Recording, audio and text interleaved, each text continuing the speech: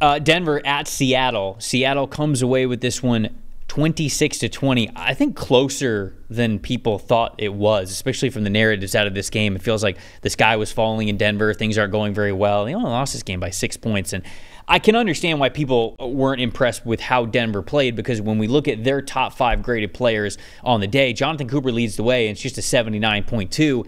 And then at number 2, you drop all the way to a 69.8 from safety PJ Locke. Go back to the offensive line for Mike McGlinchey, 67.6.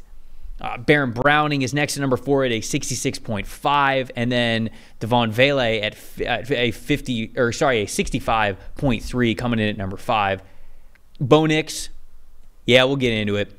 43.2 overall grade, was not a good debut for the Oregon Duck there. Seattle Seahawks, on the other hand, holy cow. It's almost like we had too many good grades. It's almost like we could have extended this all the way to 10. Look at Charles Cross up there, 94.8 from Charles Cross. You love to see it. Safety Julian Love coming in at a 93.4 as well. Tyler Lockett, a 90.3. Devon Witherspoon, number 4, 85.3. And Tariq Woolen at 83.8. Now, of course, Nix's performance goes into the secondary playing well. We recognize that. But man, it's just like the Chicago Bears conversation. They capitalized when Nix gave them opportunities to do so. You see Geno Smith down there, 76.1 on the day for Geno Smith. What was the stat that told the story for you, Dalton? For me, I'm going to stay off of Nix right now because don't worry about it. There's a long conversation for that. Another case where, look, I got a young quarterback. I got to be able to run the ball. And Denver's running backs had 20 carries for 64 yards and a 50.9 rushing grade. Audric Estime, your guy, had a fumble that they didn't lose. Jaleel McLaughlin fumbled on a reception. It just the story, and there was moments when they ran well, especially Javonte Williams. There was moments, but just not enough of them, right? And this is another team. They have a decent offensive line. Quinn Miners, right? Garrett Bowles, Mike McGlinchey. They have to be able to balance this. Bo Nix, especially at Oregon, always had a really good running game to lean on, and everything else, high play action rate, and worked off of that. And his performance was concerning, but they have to help him out too. I mean, this Denver offense as a whole wasn't good between the turnovers and with Nix, but they didn't run the ball well either. And their running backs especially, you can't cough the ball up. We have to be more consistent. There was a handful of good runs in this game, but a handful isn't enough to sustain you through a whole game. So this was a story, a lot of it to me, and I'll get into another guy in a second here for Seattle, but one team ran the ball well in a game that was kind of ugly, especially with the turnovers, and the other one didn't. And they didn't help out their quarterback, and they couldn't win in some other way without Bo Nix playing well. Denver's offense looked lost in a lot of ways, and Nix did not play well, and unfortunately that's sort of the stat that told the story for me. Nix just not playing well, but full context here. The offensive line also played poorly. They did not block well for him. They didn't block well in the running game. It just was not good overall for the Denver Broncos. But when you look at Bo Nix, particularly the stat that told this story, even though he's not all to blame, something that is important to note is Nix, people called him the check down merchant, right? It was just a wide receiver screen type of a dude, quick slants, just dumping the ball off, whether he was at Auburn or whether he was at Oregon. The success that he was having at Oregon, if people wanted to sort of take that away from him, that was the way they did it. They said, oh, he won't throw the ball deep down the field. He's just dumping it off, letting some playmakers make some plays in open space. I thought that Nix got too much criticism for that second year at Oregon especially. He was efficient with what they asked him to do. And there were moments when he was asked to make some NFL throws deep down the field that he was able to do that.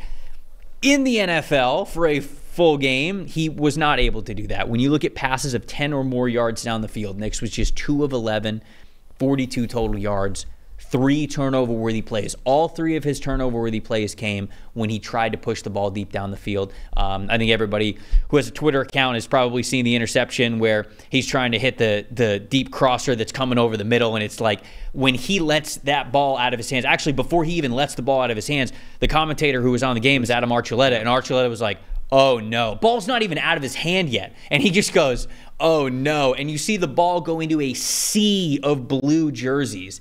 And Archuleta afterwards was completely right when he said, you cannot throw this ball. There's not even a I see what he was looking at. It is simply a you cannot throw this ball. So the stat that told this story is in a game that was a 1-score game, whenever Nix tried to throw the ball deep down the field when they sort of needed him to, even if it was only like 1 or 2 completions that they needed from him, they did not get that from him, and instead they got turnover replays, so it's got to be better. Yeah, and I'll flip us backwards a little bit here and just start with Nix as my most disappointing. I'm not going to pile on. I'm just going to throw one more stat at you that kind of exemplifies how rare it is to see him actually, because you watch his Oregon tape, there's no throws like that. No. Even an interception. No. Like, even the interceptions are more competitive ones where you go, okay, it was the very few interceptions, by the way. Just last stat for that.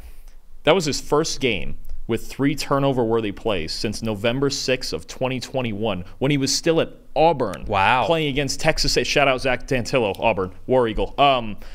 That's how rare it is that he has that many turnover-worthy plays in one game, is that he was still at Auburn. He never did it in 2 years at Oregon. So that's really about it.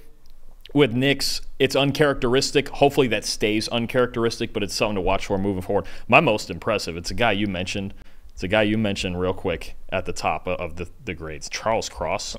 Stud. Did you watch the run block tape? No, but I saw the run blocking grades. Oh, my word. And it's incredible because what was Charles Cross known for when he was coming out of college? Pass pro. Pass pro. We talked about the footwork. We talked about the finesse game, how he could mirror any edge rusher. And now, my friend, we're talking about the run block. He just became Ryan Grubb's favorite person because whether it was zone, whether it was duo and double teams, you talk about, Trev, you want a clinic on getting to linebackers?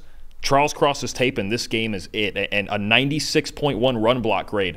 There's a chance that stands as the single best performance of the season. Yes. If you watch this run block tape and the holes he was opening and the seals he was getting on the backside, Trevor, he had 9 positively graded run blocks and no negatives.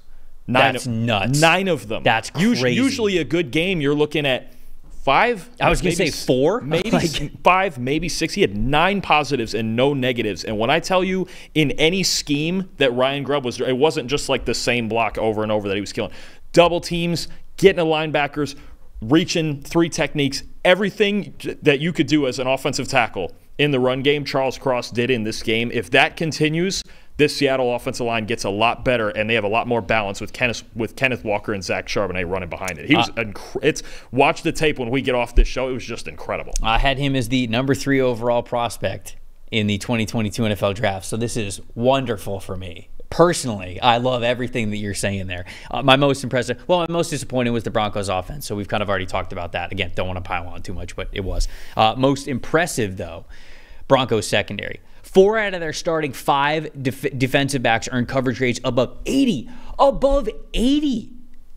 That is extremely difficult to do. It's lights out. It's a good unit with a lot of good players. It's lights out, man. Julian Love, if I had to point out one player, 90.2 grade. That was the second highest single game coverage grade of his entire career. Seattle and New York, all of that. So shout out to those dudes, man. An elite secondary brewing with the Seattle Seahawks, and they're playing very, very well under Mike Macdonald already.